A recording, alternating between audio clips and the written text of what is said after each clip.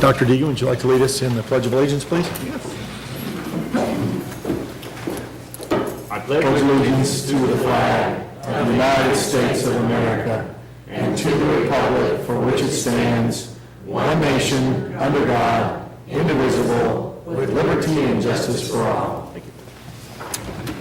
Call the roll, please. Mr. Sheriff. Here. Dr. Bridges. Here. Mr. Jester. Here. Ms. Clodfelter. Here. Ms. John. Here. Colonel Curtis. Do we have any special guests and recognitions this evening? Yes, we have actually three different. One I didn't get on the agenda. First, this is very coincidental because the reason Colonel Curtis is not here tonight is because Leadership Oklahoma is on Fort Sill. And so they're welcoming people from all over the state onto Fort Sill tonight. And Colonel Curtis had to be there instead of General McKiernan. And so that's why Colonel Curtis is here. And so coincidentally, we have our only Lawton Youth Leadership Oklahoma candidate right here, and we're going to have Miss Sylvia Burgundy introduce him and tell his story, and we'll see where it goes from there. Good evening, members of the board and other individuals here with us tonight. Just want to give you briefly just a little bit about Youth Leadership Oklahoma. It was developed in 2001 by Leadership Oklahoma. They did an extensive research to create their own youth program for the state of Oklahoma. It was designed to educate and inspire these young leaders and instill in them hope and pride and some responsibility for Oklahoma's future. The results was the Youth Leadership Oklahoma. It's a week-long journey in the summers between the students' juniors and senior year.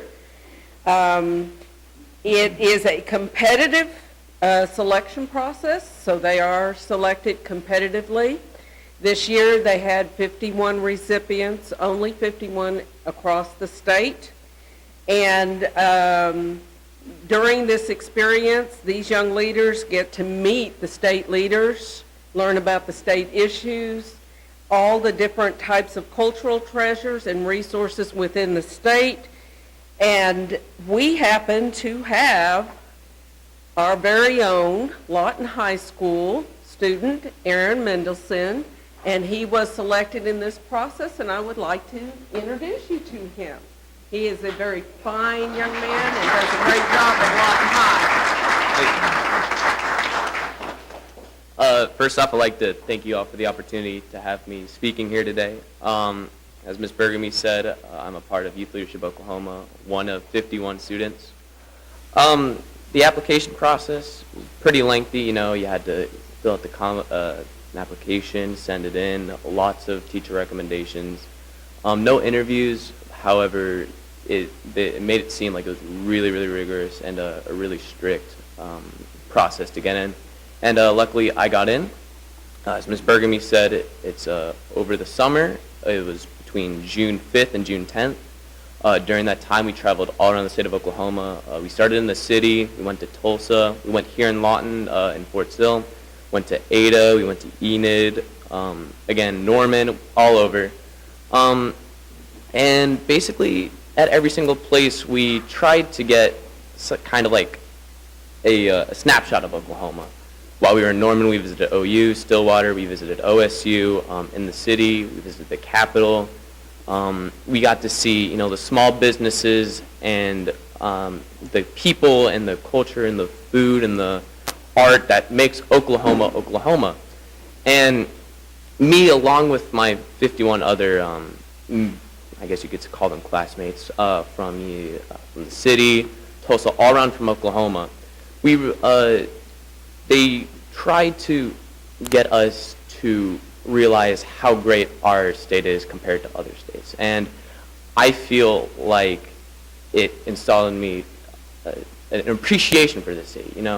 You look around and you see Oklahoma as it is, but underneath the surface, there's a lot of culture and a lot of people that are great people and a lot of things that make our state unique compared to other states such as Florida or Virginia. And I'm a military kid, and I've traveled all around the United States, even in Europe, and you kind of bounce around, and when people ask, where are you from, you have to say, well, kind of from everywhere, because you never can really pin down a home state.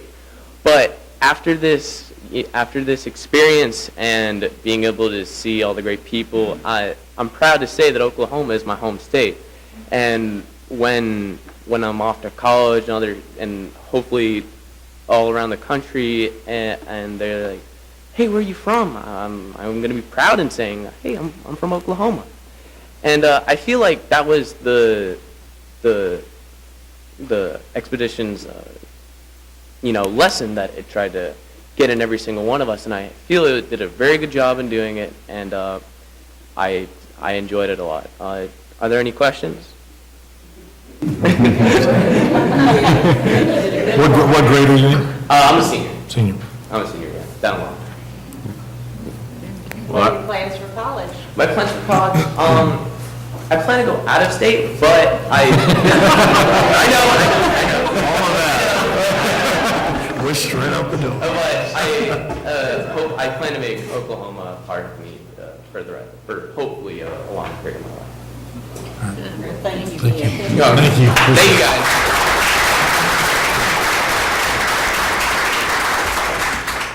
All right. Next, I get the, and thank you, and Aaron, you're all welcome to hang out, or you're welcome to move on for the evening. You'll miss a lot of excitement if you leave, but,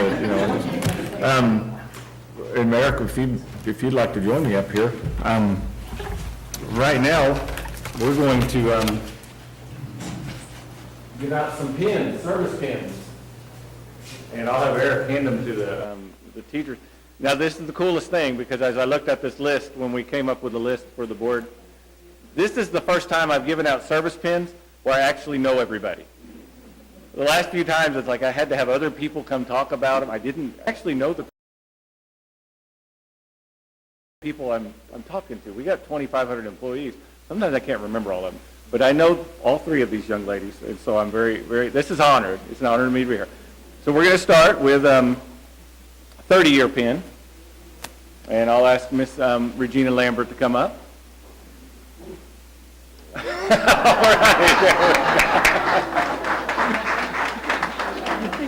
That's awesome. So, congratulations. Thank you. Now, Miss Lambert is principal at MacArthur Middle School, and so we've worked together 3 years now. You were next door for a while there, but she does an amazing job. She's we've worked, I don't know, have we butted heads at all? Just a little. Okay, good. But that's okay. She's got, we have very, very thick skulls, but it's an honor working with Miss Lambert in so many ways. I know she worked with Mr. Mattingly for a long time, with Dr. Pope. It's just amazing. So any thoughts that you'd like to share with the board? Or? Just that I feel just really blessed that I've been able to stay for 30 years with Lawton Public Schools and to serve the students and the teachers and the community. It's been a blessing. So thank you guys for letting me stay. All right. Thank you. Thank you.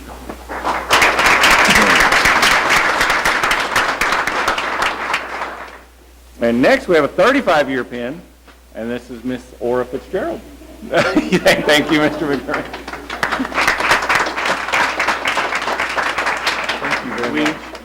We need to get Mr. McDermott a tuxedo next time. Yeah. That way, when we get some music and some light. Yes. But Miss Fitzgerald, again, one of the very first times I remember talking to Ora was I was on a bicycle ride, and I rode by, I rode by Cleveland Elementary. It was on a Saturday, and she made the comment that I sure do dress down on the weekends.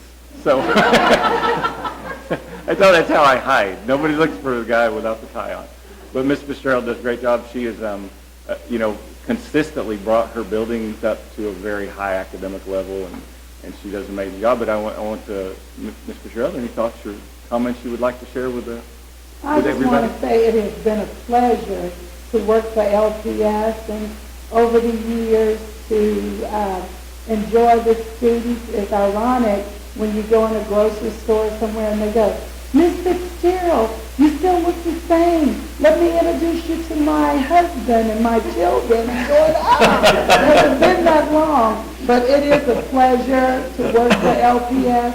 I've thoroughly enjoyed it, and I look every day for all the needs. challenges that come over.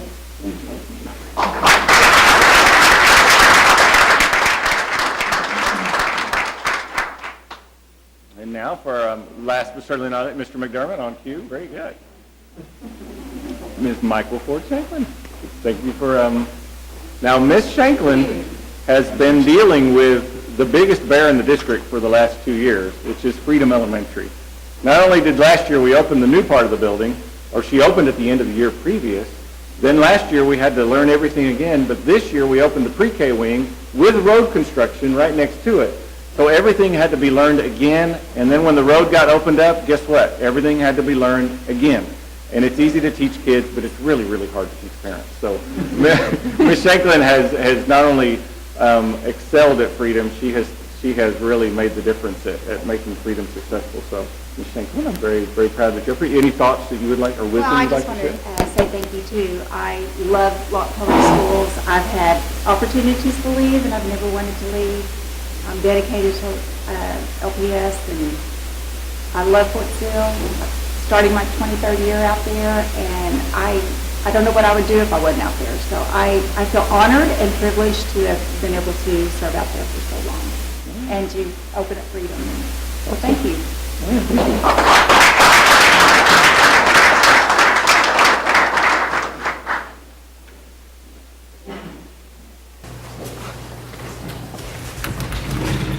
Not that anybody is counting, but that is 100, that represents 105 years of experience. 105 years of experience. You can't find that just anywhere. Now, not on the agenda, but I've asked a gentleman from Fort Sill to join us. There is an issue on that's gaining a lot of confusion, and I thought this would be great. Hear it straight from Fort Sill. I've asked Colonel Curtis Nielsen to come up.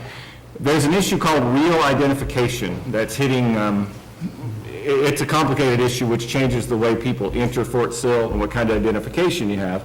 There are a lot of rumors and fears. I think Colonel Nielsen will have some information that we can get out to the staff tomorrow that will be very, very relieving, or be soothing to everybody. It's not the end of the world. We'll still be able to get on and off Fort Sill, it sounds like. So, Colonel Nielsen, thank you for coming. Thank you. Good evening, members of the board, ladies and gentlemen. Thank you for letting me speak tonight. Just wanted to allay some fears, come out here and talk about Real ID and how it impacts Fort Sill in particular, and then how that impacts your staff, and Ms. Shanklin's staff in particular, out at Freedom Elementary out in Fort Sill. Basically, a little background. Real ID was taking recommendations from the 9/11 Commission on establishing standards, federal standards for identification across the country. That process has been ongoing starting in 2005 all the way up until the enactment, or the act taking effect this January 10th in particular, where certain standards had to be applied to identification ID cards to be utilized at federal installations. And I do say at federal installations. So what is changing, and that's really what's on everyone's mind, is that 27 states had extensions for meeting compliance with the Real ID standards. Those extensions, and Oklahoma is one of those states, expire on 10 October of this year. So what that means is those ID cards, driver's license in particular, that do not meet the Real ID standards will no longer be accepted as a primary form of identification at federal installations, Fort Sill being one of those. So how does that impact the faculty in particular? Well, what needs to happen is the Department of Homeland Security has established certain criteria, certain identification documentation that can be utilized in conjunction with your Oklahoma driver's license. Things such as, and this is a little elaborate, but passports, immigration naturalization type documents, certain ID cards that have picture, height, weight, hair color, eye color, and an address. If they have those components, they will be accepted. And taken in conjunction with your Oklahoma driver's license, you'll be allowed to enter Fort Sill. A little background there from my previous assignment.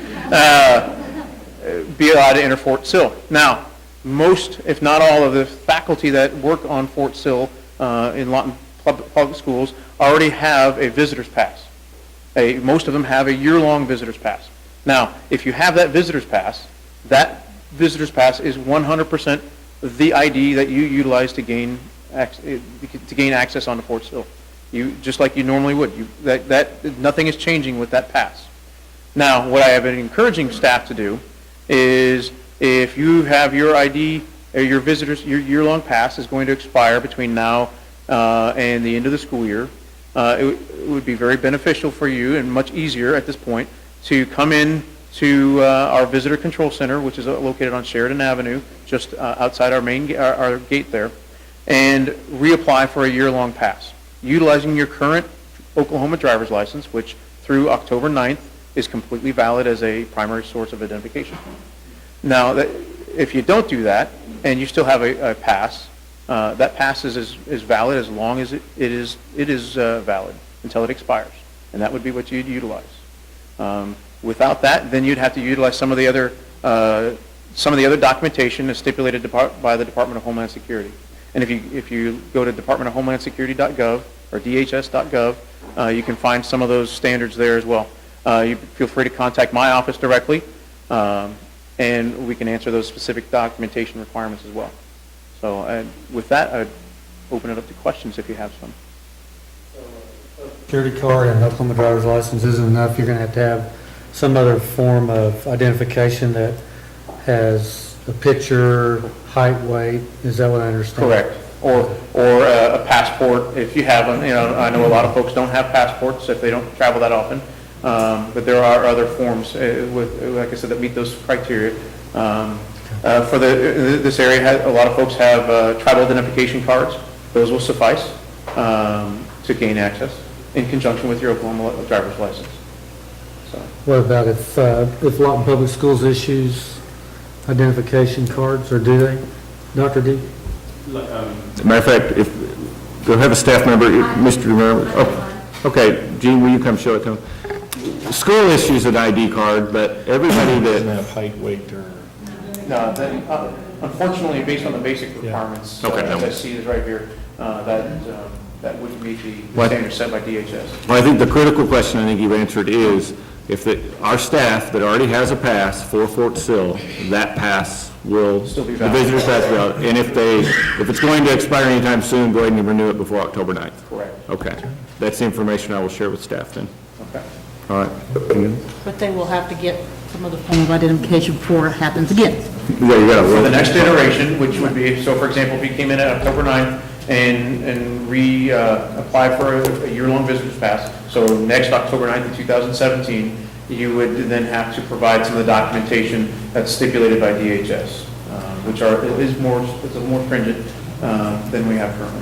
Now, you may not have the answer to this, because this lies on the state of Oklahoma and all the other states that are not in compliance, but with this threat, and then I understand the airlines are going to be doing the same thing in the next couple of years, what's prohibiting Oklahoma to meet the standards that you need? Is it cost prohibitive right now? Why they've asked for delays? Why can the state make this happen a lot faster? Sure, I can't talk to that. Okay. That really is beyond what I, Right, I got scope you. of what I deal with. I didn't know if you just kind of knew that if you had any kind of answer, that's all right. Not at this time, sir. Okay. But I can find out some information for you and get back to you, but really, Okay. that's really not. They're going to have some reason. I'm sure it's probably cost, I'm sure. Okay, thank you. Thank you. Lieutenant Colonel Nielsen, thank you for coming up on such short notice, and thank you for giving the information to help my staff.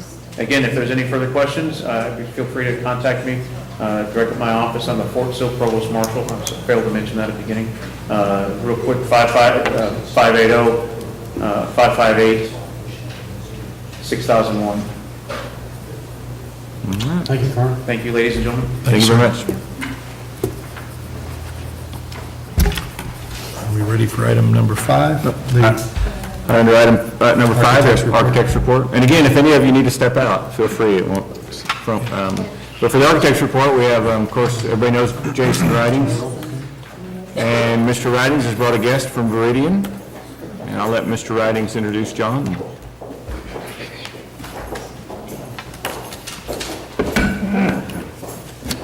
Good evening, board and special visitors. Thank you for having me here. John Coleman is here tonight with Viridian, and I'd like to speak about John and his firm briefly before he comes up to the podium. As you all are aware, this project that our firm, Boyd & Williams, was pleased to be part of, Freedom Elementary School, is a tremendous project. Is that better? Sorry, I'm losing my voice. It's a tremendous project that was extremely special to really everyone that it's touched. It's a unique school in that it is really the first of its kind in many ways. Part of the effort that the school went to, and part of the requirement that came along with the federal funding was participation, in the United States Green Building Council's LEED program. The LEED program, as John can speak to better than I, it's a national program for certifying sustainable, environmentally friendly, and energy conscientious design projects. Your project is on track to be a certified project, and part of that process includes what's called commissioning. On a traditional project, like many that we've done with your school district, towards the end of the project, we and our consultants will step in through the inspection process and through meetings with the school, the user groups, and the contractor, and we'll close out that project to make sure that everything that you've paid for has been completed and done on time, and that you have a record of all of the systems, the lighting, the materials, including attic stock, extra tile and wallpaper and those types of things that the maintenance staff for the school can use to maintain that building for the future. That process is extremely standardized, and we're very accustomed to providing that on all of our schools. But as a part of this project, as a criterion of being a LEED certified school, the school actually hired a commissioning agent. Now that's a completely different firm than mine. It's a company that is heavily versed in engineering and begins its involvement in the project before a bid is ever given on the school. So during design, that firm was hired. Our firm was involved with hiring that firm. We talked to at least 5 or 6 different companies who had expertise in that department, and Viridian was chosen for lots of reasons. They were eager to get involved with the project, and we had seen a lot of the work that they had done for other schools and other public entities. And so they joined us early on, about a year before the project went to bid, and were involved with design meetings and all kinds of things, which John will speak to. But as far as that closeout process goes, they really added another layer to the process that we really, as your architect, don't typically get to do, or get to at least be a part of. And so I've asked John, Dr. Deegan has asked Mr. Coleman to come tonight and explain what his company has done for the school district, and try to answer any questions that you might have about that process. Thanks, Jason. Thanks for having me here this evening. My name is John Coleman. Our firm is Viridian, and a couple of things to note about the way that we're set up. We don't do any design work as it relates to mechanical, electrical engineering. We don't represent any products. Our niche really is to be a third-party quality assurance firm. We come in, this service that Jason mentioned called commissioning, we've done over 200 projects since 2007, a lot of higher ed and K through 12 work, a couple of school districts that you may be familiar with, Lawrence Public Schools up in Kansas right now. We're on a $90 million bond project where they're transitioning to their mechanical systems to a new type of system. We're commissioning that entire project. We just finished up a $90 million high school project in Fayetteville, Arkansas. Just completed that. We have corporate clients like FedEx and Nike, all of these come-and-go stores that you see popping up around the country that'll take us all over the country. So we have a mixture between public and private sector where we follow this process, whether it's a LEED project or not. This particular project is achieving this LEED certification, and as a minimum requirement in order to achieve that, commissioning is part of that. Our contract, or one of the requirements of LEED, is that we be completely independent of the general contractor. Sometimes we're hired through the owner, sometimes we're hired through the architect. None of that really matters to us, the way that we set up our scope of work. The only thing that changes is how we distribute the information that we develop and come across on the project. The main systems that we're looking at are going to be mechanical systems, so heating and air, your lighting systems. In this case, we also were looking at what we call building envelope, but the exterior of the building, and really focusing on what's called the air barrier to limit the infiltration of air inside and out of the building, air leaks. We also look at domestic hot water systems, but you kind of get the gist of it. Some of the really more technical components of the project is what we were tasked with. The commissioning process, and I'm not going to belabor this too much, but I want to kind of go through some of the steps so you get an idea of what we did. As Jason mentioned, we were involved early in the schematic design phase, which is early design phase. We did design reviews in the design development phase and construction drawings before it ever went to bid. And we were really looking at, from trying to be the technical eye of the facilities group at Lawton, looking at location of systems, accessibility, maintenance, and then we also have a strong energy background. So we were even looking at systems as it related to energy efficiency and how to potentially improve upon those as well as we were doing our design reviews. Once the design reviews are complete and the bid went out, Harper was awarded the low bid. Their subcontractors start to submit what we call submittals on every product that goes into the building. And it's every piece of mechanical equipment, any type of envelope product, any air barrier material, anything that was related to our scope. We were reviewing those against the specifications and the design drawings to make sure that they met the criteria. Sometimes subcontractors want to introduce things that they think match the specification but may not be exact, and so we're reviewing all of those requirements and making sure that the products that went into the building matched their requirements of design and specs. Construction will kick off at that point.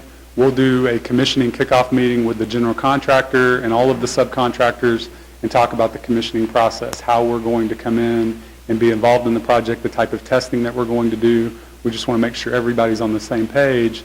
And specifically to the envelope of the facility, we do a construction coordination meeting where we look at the really complex connections of the building, maybe changes in product or air barrier material, and we talk about construction sequencing and who's going to do what. And this is kind of in the weeds, but I just want you to know kind of the level of granularity that we get to.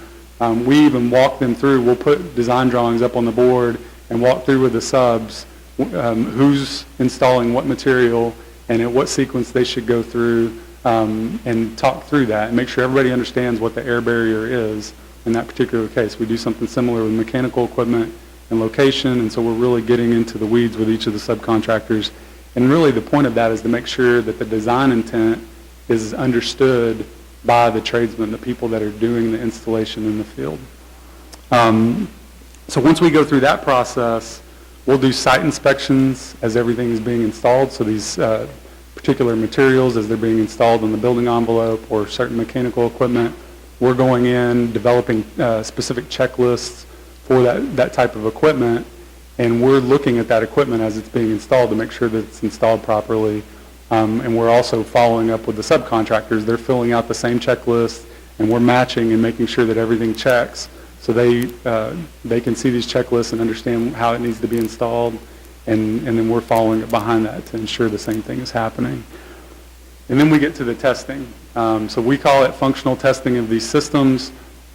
Freedom Elementary in particular is it's complex. You have a building automation system that runs all of the mechanical equipment from a central computer, so to speak, and so it regulates everything from humidity to fresh air in the space to space temperatures setbacks at night to try to conserve energy. So when everybody's out of the building, it automatically maybe raises temperature in the summer or lowers temperature in the winter, so you're not using excess energy. With that comes a certain complexity and a certain almost computer programming that occurs. They take the design sequences, and the controls contractor actually codes that into the building automation system. We're breaking down all of those sequences into testable modes so we can test each system, even though, say in this case, we're doing it in June before occupying in August. We're testing for winter modes, we're testing for spring and fall, these shoulder seasons, and making sure that it's operating the way that it's supposed to.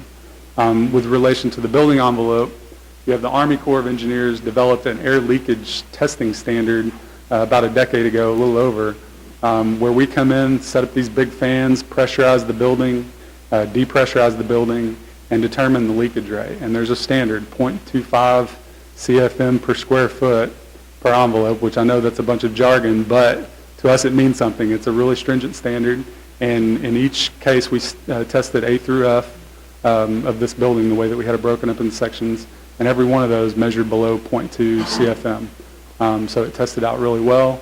At the same time, we're introducing smoke into the building. So the building's pressurized, we have smoke into the building, and so it's pushing that smoke out of the building. Every building's going to leak. You're not going to have anything that doesn't have some type of air leaks, but the idea is walking around, understanding where that smoke is coming out of, even though it passed, and helping the general contractor maybe find some other areas where they can tighten up the building, seal the building.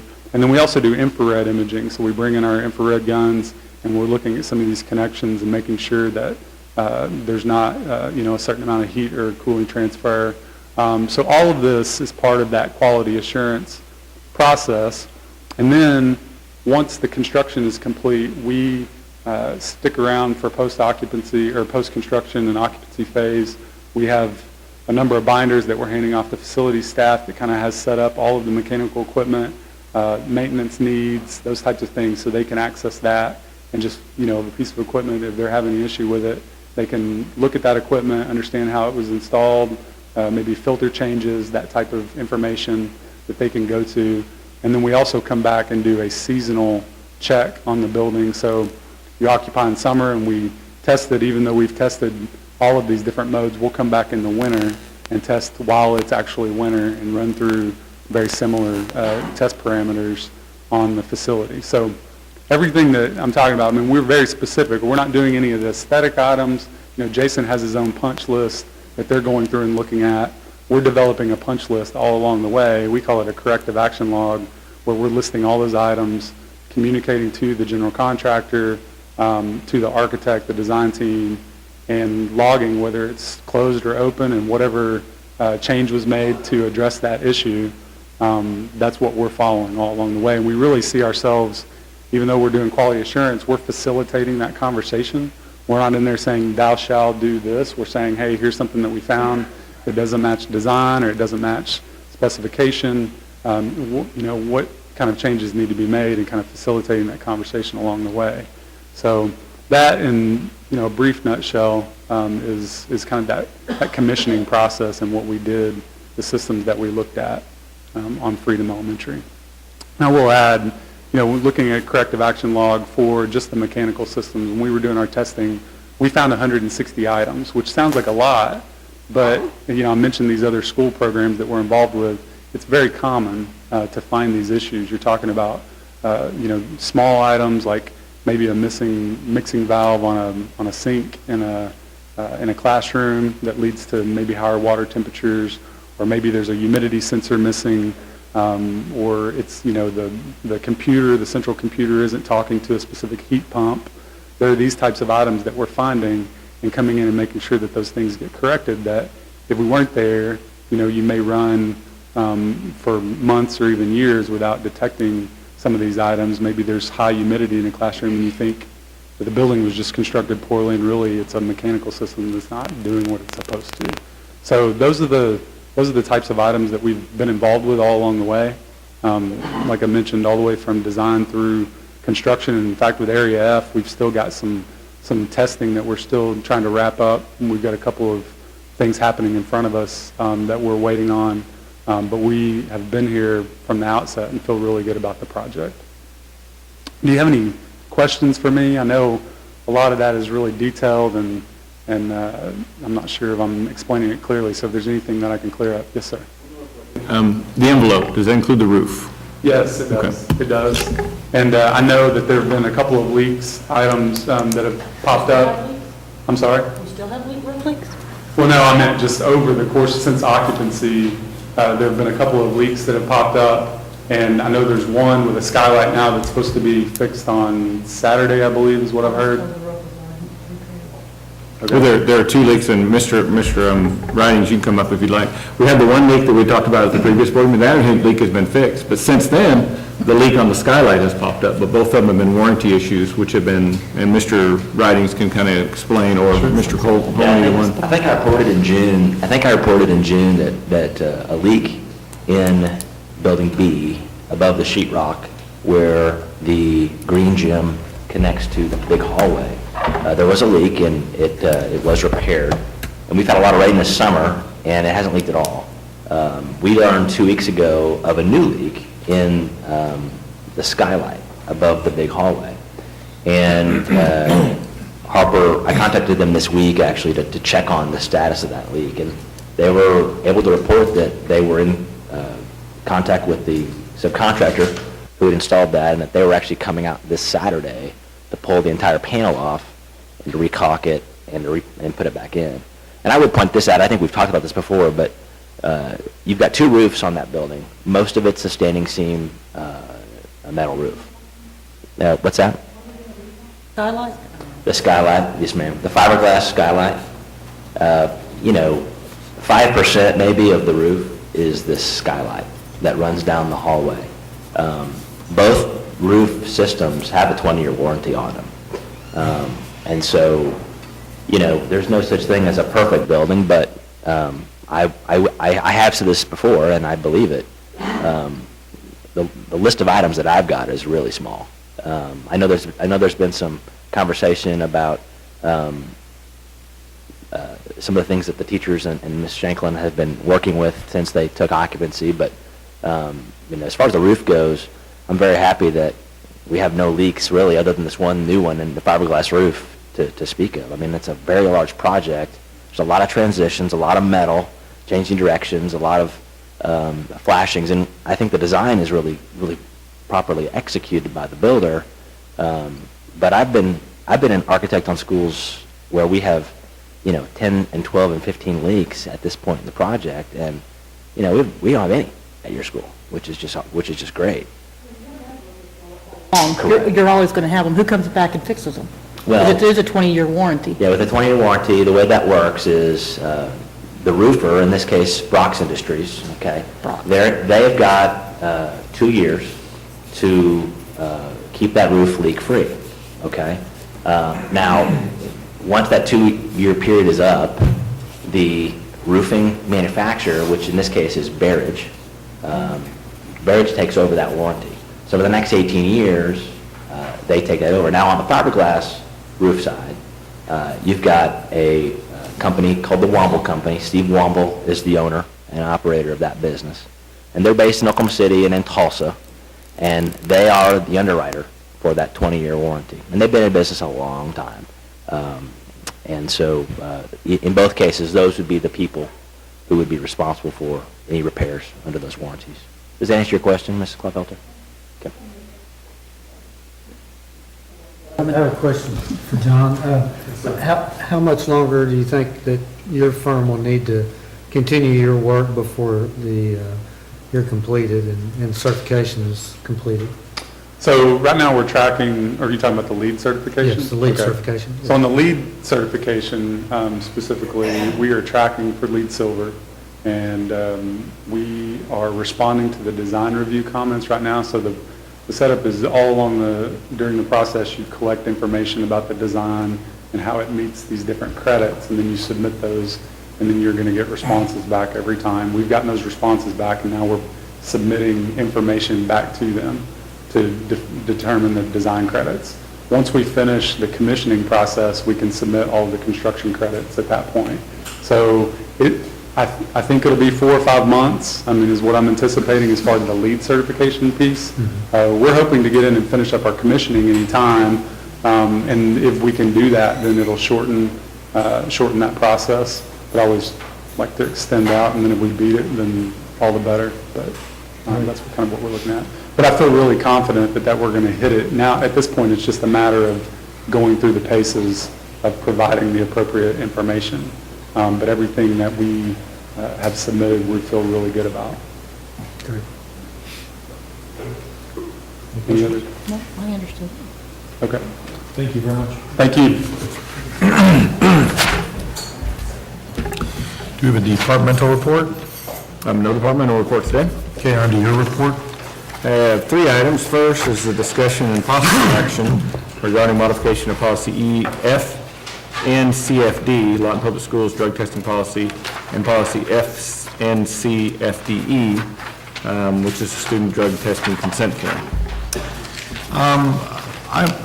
I brought this forth on the agenda by request of a board member because we have, even though we've reviewed this and we've tabled it and then we voted on it, I think I'm going to do a brief little history lesson, and if need be, I've contacted Mr. Mike Moore if he could chime in if we have any extra questions.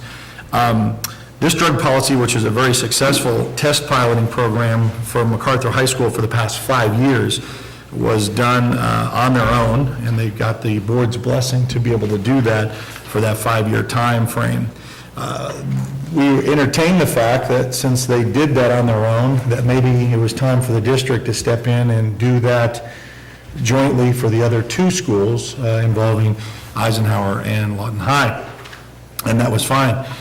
What had happened, and we looked at, and then it was recommendation of whether or not we wanted to expand that more so than what the pilot program had done, which is, the first recommendation was anything that was OSSAA sanctioned, which includes band, I guess theater could be a part of it, of course football, and all athletics. So then it was proposed and voted on and accepted the fact that we would do every activity outside of OSSAA, whether it be a civic group or anything involved in that process. Well, since then, there has been some kind of concern from the not really administration, but administrating it from the school level of how much that has really put, I guess maybe the way I can say is, did we take on more than what we could chew? And so that's why we're bringing this up for discussion, and hopefully that we can get the school side of it, as far as I don't want to put any more undue pressure on a system that has not been proven in that way. So maybe in my, I guess my recommendation, or my starting the conversation is not necessarily saying no to the philosophy behind it, but maybe it's just not now. I mean, maybe we can take the same approach as what we did with the modified dress code. As you remember, we have kind of take that in stages. We had voted on possibility of just making it all district-wide, but then concluded that we weren't possibly ready for that. So I'll entertain any other, that was why it was brought up, and why we want to be able to talk about it, because any of these policies you can bring up and talk about again. I think it's fine the way it is. We voted on it, that's what I think. Okay. Is the issue, well, I'm guessing there are 2 issues. Number 1, the complexity of how to administer the policy. Number 2, the cost. I think the board has addressed the cost issue to some degree. I'm still concerned that we've spread this out to the point that the drug testing may not be as effective as we would like, because we've got limited resources, limited amount of money, which probably decreases the frequency or the likelihood of a student being tested. That's one of the problems I have with it. And the other one is also trying to administer this immediately instead of trying to phase it in so that it can be administered properly. So I would be in favor of backing off and trying to phase this in, as similar to the way we did, you know, the uniform or the modified dress code. I still say it's all for one and one for all. If we back off now, after what we've said, then we're going to have a discrimination. You're picking on the football players, you're picking on this certain section, and when we let the other part go, that we already said was going to be involved in this. Can we ask Mike to speak on this? Because, I mean, he's been involved in it. Also, I wanted to mention that we also went through the process that this went to DEIC and Peel, and they came back with a recommendation, and that we approved their recommendation. Well, no, it wasn't a recommendation. They looked at how to... They looked at what we voted on to have happen, and then they have to facilitate They implemented it. Is that Yes. correct, Dr. Deegan? Did they not? They were asked to see how they would implement it. They did come up with a plan to They implement it. came up with the plan, and then we voted to approve it. And then the difficulty, I think, with the sites is, again, I think everybody's in support, and the staff definitely want to implement it, the board's wishes. What the concerns that I keep hearing are, can we, MacArthur did it in a small measure for several years successfully, and as we replicate this, can we, as Mr. Sharon mentioned, can the sites have an opportunity to phase this in over the course of a few years to meet that? Because it's been so fast at the other two schools that have no system built. They've been trying to get that in, and really it's just a manageability issue. It's not a matter of whether anybody wants to. It's just a manageability. If we can figure out a way to make it more manageable for the schools, because the last thing anybody wants to do is see this be anything but wildly successful. And we believe sometimes, I know for me, sometimes it's easier for me to take small chunks and do it with fidelity than it is try to juggle everything at once. So would you be recommending, like, maybe MacArthur go ahead and continue, but maybe Lawton High and Eisenhower, because they haven't had those systems in place, do it differently? What I would suggest is whatever we do the same for all three high schools. But we do it in a measured approach that They we... already have the system in place, Yeah. MacArthur. And see, this system did extend McCart's system a little bit, and so... because Mike, would you mind just coming up to... Mr. Moore? Not only to reintroduce you, not only are you the athletic director for the district, you were there at MacArthur when this was started, correct? I mean, in the school, so you got both sides of it. You got how it was implemented, what was successful with it, and now what are we up against now? That's what I'd like to have your take on it. When we began to pilot it, of course, it was restricted to athletes only. It was the sports plus cheerleaders. The first year that we did it, we had some speed bumps along the way as we had to figure out how to coordinate with Allied Lab on getting a random list to the school, getting kids out of class, get them to the testing site, and to kind of coordinate that whole deal so that it ran smoothly. And the first year, we addressed those issues that came up. Beginning the second year, it began to be a routine. Kids knew what to expect when they heard their name. It was get to the gym where the testing site would be, and it ran a lot more smoothly. The concerns right now is that Eisenhower and Lawton High have never experienced that, and the people that are in charge of running it have never coordinated that. And then when we expand that to the numbers that we're talking about now, it's kind of like when I walk into a big Las Vegas buffet, the magnitude of how much food is there kind of overwhelms me. I can't digest it all. And that's the administration part. It would be my thinking that I have no problem. I believe that drug testing is a deterrent. I think it's a chance for us to help kids. You have used, Mr. Jester, I think you used the term phasing in. If I were to continue this, what I would be recommending would be that we continue this year and test our sports and our cheerleaders. Next school year, we now expand that to the umbrella of the Oklahoma Secondary Schools Activities Association and let them now, with those greater numbers, begin to get it all smoothed out, get through the speed bumps of having more kids involved. And then if we want to go past that, then maybe you do that on the third year. But I think the schools need the opportunity phase it in so that they can run it smoothly. And what we do is well organized and well accepted, and just efficient for what we want it to do. We saw it work at MacArthur. With the first year we ran it, we had about, I think, 6 or 7 positive tests, and in the last 3 years, MacArthur had 0, 1, 0. And we've never had a complaint at MacArthur so far that I'm aware of anybody that their athlete was tested. And it's kind of something I think they expect, because even at the college level, the NCAA test athletes. They don't test the kid that's there as a biology major. They don't drug test the band members.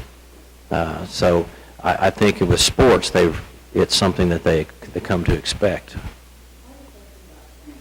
I mean, Okay. how did you go about training the people that were going to do the lists and at MacArthur when you started it there? Well, at the time, I was the person making the list. I was the coordinator when we started it, and basically what happened is, as each sports season would start, the coaches would give me their roster, and then I just created a database that I would then email to Allied Lab. Then what we had to do was decide, it got to be where I had an attendance secretary that I would work with, and I would say, okay, I would get my random list for a particular date and time from Allied Lab. I would tell the attendance secretary, we're going to do this tomorrow morning, check attendance first hour, so that if anybody was picked randomly, and suppose they were a morning VOTEC and we were testing in the morning, we could go to the alternate list. So we worked together on doing that, and then on testing day, at the beginning of second, third hour, whatever it was going to be, those kids were called out. The following students were asked to go immediately to the gym. We gave them about what we do for a class change. You got about 5 minutes to get to the gym and report in. And so, I was doing it. Now, Brett Manning, who was also on our staff at the time, is now the coordinator. He was privy to all that, so the transition for him was... So does Allied come to your facility to do the testing? Yes, ma'am. Okay. So How many are we testing at each school? What we did was we set a number at 25. What are Every we month. testing now at each school? Well, as of right now, by policy, it says 5% of the number of names. So at the beginning of the school year, you could be, based on what may have been turned in by the first of that month, you could be doing 10 kids. But later in the year, when spring sports roll around, you could be doing 40 kids. Have we not tested any kids yet? We have not tested anybody yet. We It didn't was- implement it at all. It's, as far as trying to get their list together from the various clubs, the band, and everything else, they have started to collect those, but they don't have their databases ready.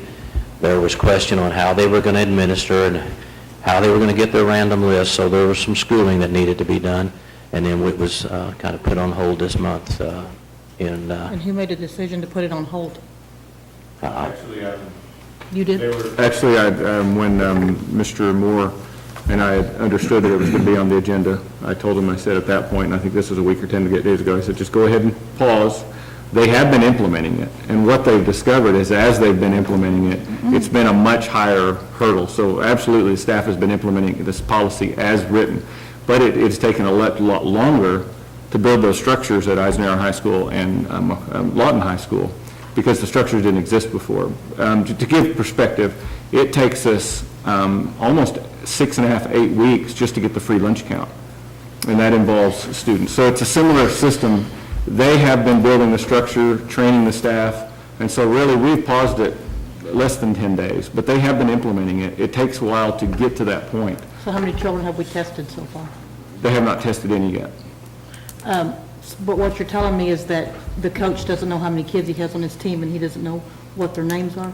What I'm saying is, at the building level, the coordination between the athletic director, the activity director, the principal, all of the different coaches from the different sports, the multiple school-level clubs, activities, et cetera, Because it's not just coaching. coordinating them. But each one of them, but there's somebody in charge of each sport, or each activity, each... Well, some activities don't even meet the first week. Some activities don't Oh, that's start. fine. And so in the nutshell version is, the simple truth is, they have been building, they have been working toward it, but again, it takes time to implement something new like this. And so the only request is, if we can figure out somewhere how to make it more manageable for them, because everybody wants us to be successful.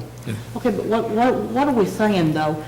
If you don't have a club that hasn't formed yet, for whatever reason, we're not there, let's say basketball, that we're not going to implement this program, we gotta wait till everybody's got their programs together? No, they're implementing the program. No, they've I'm been talking sent about- home to sign. The parents have had the list. We've already signed those. Well, that's what I'm asking, so if we already have all of these kids, why have we not started with the ones that we already have? Well, there's another big issue that has to be resolved. I mean, if we're going to pull all of these people and we're going to use a legal pulling Right. method, Right? then you have to establish the pool.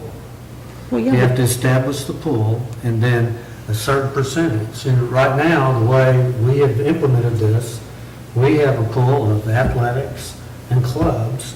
And so somebody's got to make a decision at some point, you know, is this one pool? Is this one pool?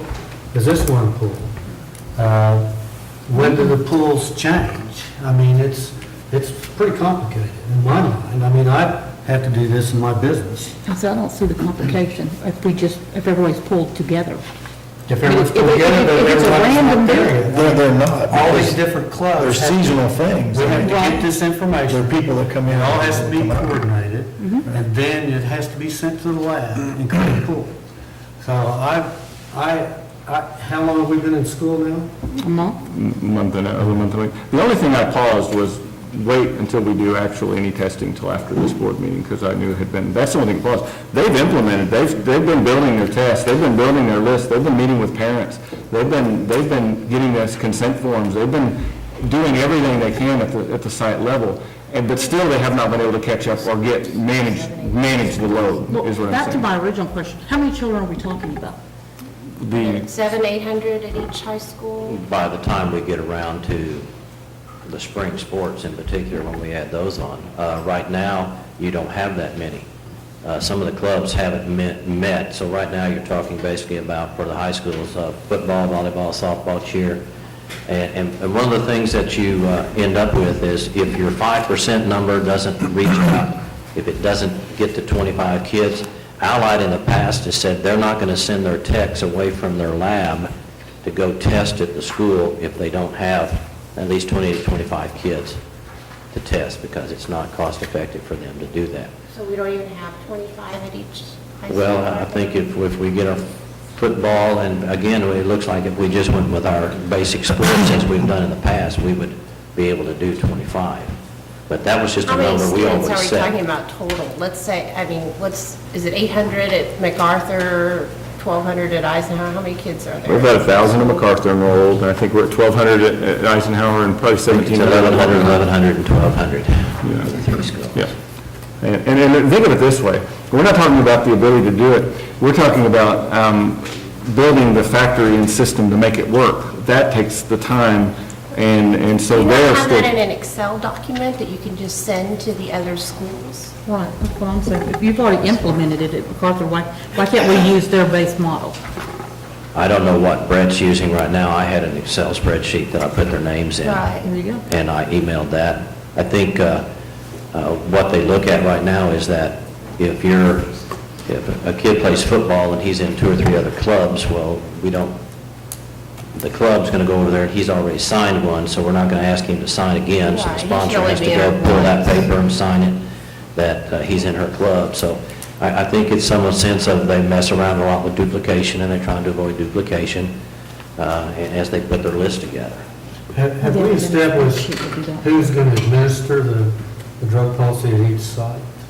Is there an overall administrator? The activities. By policy, it is the activities director Okay, at the schools. the activities director. So they would be responsible for trying to figure out which activities or clubs are going to have. They're the ones to get it Come up with collected, get a the list. database, pick a date, coordinate with Allied. So and that's then- different than it was at MacArthur.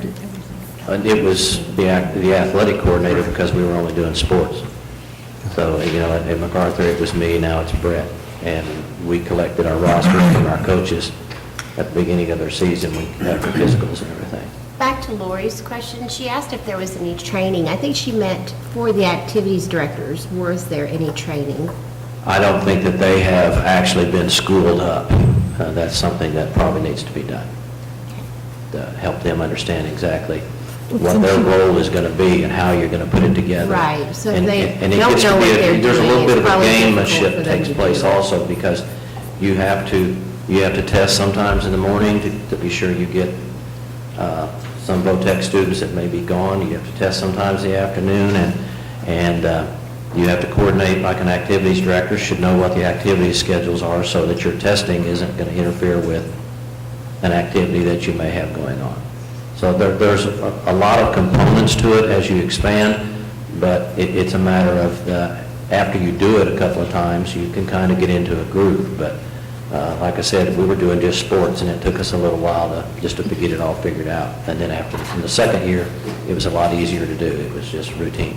But you just hit the nail on the head. After a couple times they do it, they get into a routine. So why wouldn't we just go ahead and continue on with what we are and muddle through the hard part right now?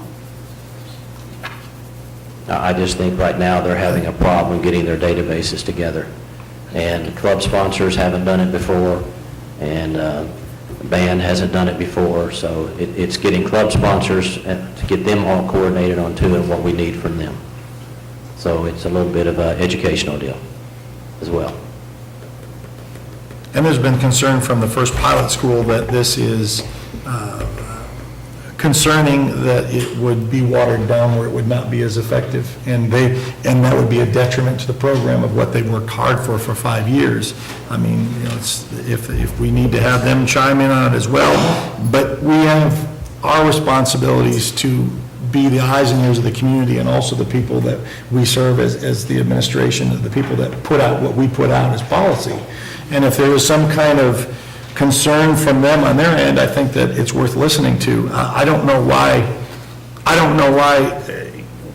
it was presented and say, well, why not this? I said, okay, then why don't we just say, we're a drug-free school, and let's just open it to everybody. I mean, if that's the case, then everybody should be tested. Now your pool will go to what? And that's everybody, without parents having any information about this. We talked about the college athlete that knows that they're going to be tested, but the biology student that's not, parents not being informed in it. I mean, that's what I'm talking about. I don't want to argue that the idea is bad. I want to take what the staff is saying is that can we scale, is there any way that we can look at this to scale that back down? And I don't Phase it in. I don't think that's the wrong approach. That's almost exactly like what we voted before, is, okay, if it's a modified dress code, if it's good for it's good for one, it's good for all. And we agreed that that may not be the best approach. So we didn't take that initiative. So now in this time, if that's what I'm hearing, and we've got kind of a split with what we're talking about. I think what I'm hearing is that our activity directors are having a difficult time implementing this because they haven't received the training that they should have received. I think we've given them a directive, and it's been difficult for them to accomplish it. Yes. It may not be because of the size sheerness of it, but the ability to have the tools that they need to do this job. I agree. I think there's a lot of other issues too, because I've talked to 2 activities directors, and they're very confused about how it's supposed to work. Right, well, they haven't received any training. Right, so for us to throw that on them, we're actually setting it up for failure. Whereas if we could just take a step back and implement slowly, not to say that we're not going to test everyone at some point, but let's get a handle on it first in a smaller volume of students that we're going to be affecting. Let them get used to how it works, and then we can enlarge it if we're successful on a smaller scale. Well, we have. We did that at MacArthur at a But we haven't smaller done it at the scale. other schools, and we don't have the people at MacArthur coming to the other schools to implement it. So there has to be some learning process. And, I mean, just to say, well, they do it there, if we're not training our staff on how to do it. I agree with you on that. We also didn't adopt exactly what they had. We adopted what they had and expanded it times 10. I mean, it was... Actually, it went off to committee and then came back to us, and then we adopted it. Well, I think the committee was told after we voted of how to implement it. I don't think that was their recommendation.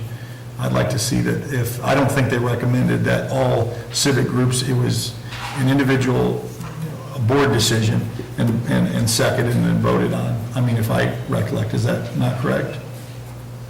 That wasn't correct? That's not what happened? It came back. It came back after we've already voted on it, and we said it twice. We said, what does all mean, you know, all? That's It what it came was. back again. Yeah. Okay, all right. And this is one more time. Is there, yeah, and that's fine. I mean, that's the way America is, and we can discuss all this, and we can bring up policies that are 10 years old or last week and revisit it if we so desire, and I think there was some concern with it, so I.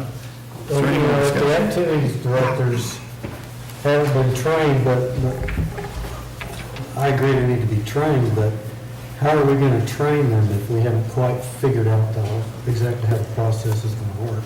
And who's going to Could this be train? And who's going to train them? Well, we would need MacArthur to do it, but I think that if we could have maybe they need a co-person, maybe it needs to be co-athletics and activities.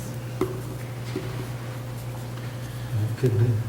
But I mean, we need The athletic director and the activities director do it. Okay, I Work see. together. Well, and maybe that could be part of the training process, but I would like to see us start it small so that we do not fail. Train the activities directors with I mean, who's going to do the training? Are you going to go out and train the athletic director or whoever's going to be? I can do that. That's not a problem. And then let them become successful at it, then train the activities director, and then expand it at that point. But to expand it and to just, hope that we're going to be successful is not really a good recipe on how, we want this to be successful. We do not want this to fail. And I feel like. Are we in agreement with that? I mean, do we want to see this be I want to successful? see it be successful. I want to see it. I think we should at least do all OSAA sanctioned sports for maybe the next 2 years. If we dropped it back to just the OSSBA sports, what are we lessening it by? All the civil groups, all the clubs. It would take away your clubs, like a French club, Spanish club, robotics club. But it would still include band, It would have band, orchestra, vocal music, speech and drama, orchestra, strings, anything that has Cheerleading. competition. In competition. If they go to competition with the OSSAA, they would be included, and that would include some of them like speech and So, drama, debate. maybe we could do a hard line, like for 06, 07, or 16, 17 school year, we'll do just OSAA, and then next year we'll implement in the sponsors. Well, we can look at it again next year, but, I think we should just decide 1 year at a time. Let's be successful with this. If we do, great, and I'm fine with that. I think I'd like to have it where we decide next year too, so that we're looking into the future, we're working on it, everybody knows what's coming. So it would be like 2 years of OSSAA and then go from there? I mean, yeah, Put I it think in the that's motion. reviewable, sure. But again, if we're talking about OSSA activities, we're still talking about expanding this Yes, a lot yes. over just the athletics. And the athletic director is not over all of the OSSAA activities, is that correct? Talking about No, because that would be banned Right. and, yeah. So- No, he's not over that. Okay, so what do we do about that? Who is going to be trained to do all those individual Does ones? that fall on the activities? I think the activities and the site athletic coordinators need to be working together. In fact, Coach Manning at MacArthur, he's very strong in support of athletes being tested and the program working that we've already had in place. He's already started, saying he would help Ms. Aguilar there to be sure that it was done correctly. So do you think that it's feasible to add in the rest of the OSSAA sanctioned at this point? Or is that overambitious? They're already That's- added in at this point. Well, Yeah, but- yeah, that's- well, that's okay. I think that's, I think it's a little bit ambitious, but I think it's, I think that's more doable than having Spanish club, French club, and all those other just clubs and organizations like that to be involved, because FCA, which is a big group. the FCA As well. is a large group also. I think the umbrella of the OSSA is something that we could do, There's still going to be for Lawton High and Eisenhower, they're still going to have a couple of speed bumps along the way because their coordinators don't have any experience doing it like Brett does out there to help Miss Aguilar. So I think if we put those two together, it can be doable. And they just need to, we need to get those activities directors and those coordinators in a room and sit down and go through the program exactly how it needs to be. I mean, that I would include, Brett, he's done it, I've done it. We can use our experience from the 5 years we've run it at MacArthur to tell them, here's what you have to look at doing. But even at that, it's still going to be a little ways down the road before we're going to be able to really implement this. If we take on that big a chunk at once. Your initial recommendation was that for this first year, that we probably should just include the athletics, and then we can phase in OSSA. That would be my ideal, Okay. with OSSA coming into the second year. And then to help looking at them, it from there to expand it beyond it. Yes, but if we wanted to go to OSSA, it's doable. It's going to take a little bit more training of these people so that they can, because of the size of it, to make it run smoothly, quickly. Would we be able to, would it be more feasible for us to be able to start testing right away if we just had the sports included, and then probably be a little ways down the road before we could include the rest of the OS? If we were to do just the sports, I would hope that we could test very early in maybe October, because they should already have their rosters. Right. They're already active. And one of the things that did happen to us this year is by the time the policy was passed and we came up with a protocol and whatever, school had already started. There was not a lot of time to get those activities directors and those coordinators, when some of them were actively coaching, together in a room all at one time to say, here's how it's done. So it's kind of been, learn on the run. I'll put that aside, because this was implemented like last May. Well, I thought that this, my time frame may be off, but we didn't start getting it to the schools that you got to get these letters signed and have that all done until probably in July is when they first got theirs. Softball and some of them had already started. That one that stopped us from figuring out, having meetings with the activity directors and stuff to put together how we were going to proceed. Well, you know what, I think you're right. I think we did this at the very end of the year, as school is ending. We don't get our people back officially in group until, August 10th? And so August 10th is when we really could start implementing it with the entire staff, activities directors and everything. I think this is a case, everybody understood the process leaving and in the summer, but once, I don't know if anybody's ever started a project, and once you realize you get in, it's a little more complicated than anybody ever anticipated. I think that's what happened. Everybody understood, and then once we realized there's a little bit of more support and training than we anticipated. And so again, I think everybody had the best intentions to do this. Once we got everybody back, it's taken a little longer and a little more complicated to implement than we anticipated. So I do believe that that's the issue.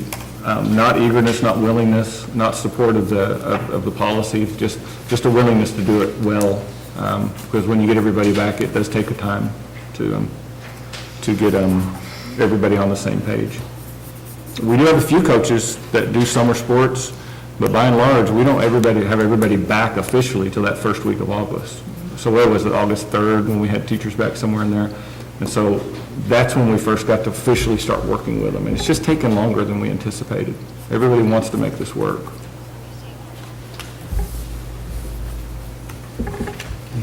Yeah, sure. I'd like to make a motion that we change the verbiage of this to include just athletics for this year. It's going back to what Mike's recommendation is, so I'm clear, the motion is to scale this back to just athletics for all three, for the district, correct? Correct. And so not even entertaining OSSAA sanctioned? Not this year. Not this year, so just all athletics, okay. So we have a motion and a second, okay? Any others? Kent? Call the roll, please. Mr. Jester? Yes. Ms. Clodfelter? No.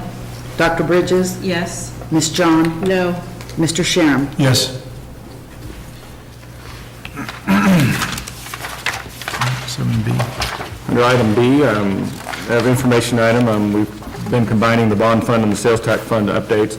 I don't really have anything new to share at this point because in October, not in October, in November, just about 6 weeks away, we will be having our first bond oversight committee meeting. And between now and then, I'll be presenting, the next projects for the board to consider that we move forward with architects, et cetera. But anyways, there's not been much movement on the sales tax. I know Mr. Smith and his group, they're working on wrapping up those bond projects that were the site building projects. I know the principals are already meeting on the site educational project side from the bond. And so things are moving very quickly. Eisenhower High School it looks pretty good. And we don't have any new projects on the roll right now, but we'll be rolling them out very soon for the board to consider. So.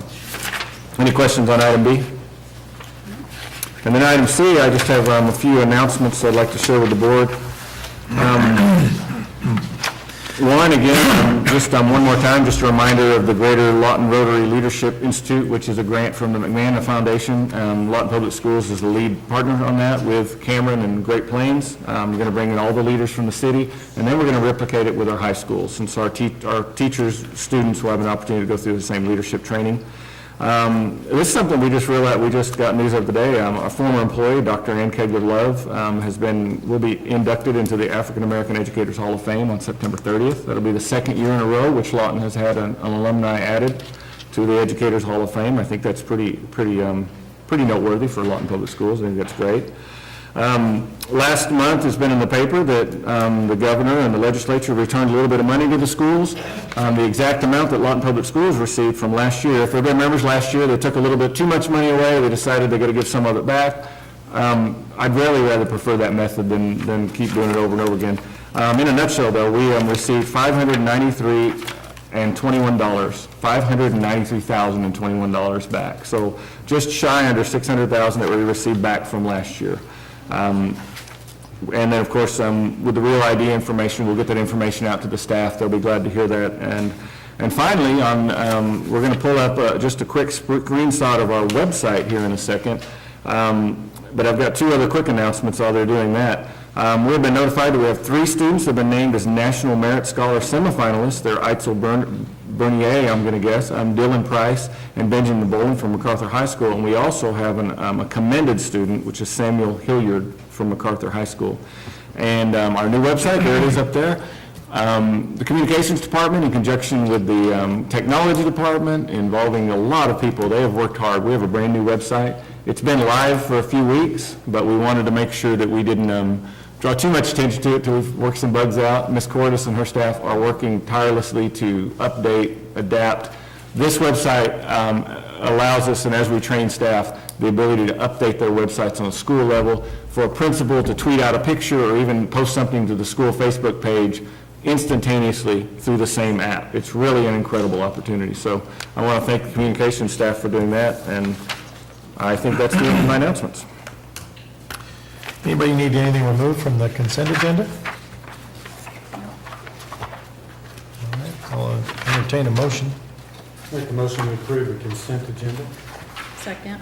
Call the roll, please. Ms. Gladfelter? Yes. Mr. Jester? Yes. Ms. John? Yes. Dr. Bridges? Yes. Mr. Sharon? Yes. We do not have a proposed executive session this evening. Nope, I see no need for one. Okay. Now to your personnel report. Under item 13, under Superintendent's Personnel Report, I have item A, which is vote to approve the employing, promoting, disciplining, or receiving resignations of individuals certified and support salaried personnel listed on pages 161 through 163. Call the roll, please. Dr. Bridges? Yes. Mr. Jester? Yes. Ms. Gladfelter? Yes. Ms. John? Yes. Mr. Sharon? Yes. Any consideration of any new business? I have none. Next regular board meeting date is scheduled Monday, October 10th, here at Shoemaker at 5 p.m. Any consideration, action concerning setting any board meeting dates? There has been a request that we consider, and we don't really have to identify a date today. I could have Ms. Duffy contact board members over the next week about the possibility of having a special board meeting where we can continue discussion about our facility needs, our middle school, and the public involvement that we had last spring regarding the possibility or potential of formulating a bond proposal. And so everybody may not have their calendars here, but if the board would like, I can have Ms. Duffy try to identify a good date for us to have a special meeting either this week or start identifying beginning tomorrow. I don't know when that would be, but October we only have one board meeting, so it might be a good month to hold one. Okay. Oh, absolutely. Oh, yeah, that's right. Yeah. That's for our board announcements. Yeah, we'll get that board announcement. Put that in, board announcements, yes. I forget almost the last 2 years. I've got it on my calendar, though. All right. So board announcements. LPS Foundation, breakfast is tomorrow at Golden Corral, starting at 6:30. And if you don't have a ticket, you can buy a ticket at the door. Yes. How much are our tickets? $10. $10. Well, you can eat breakfast. LPS Foundation breakfast. Golden Corral. And remember, It's all all that you money can. comes right back to our teachers, so.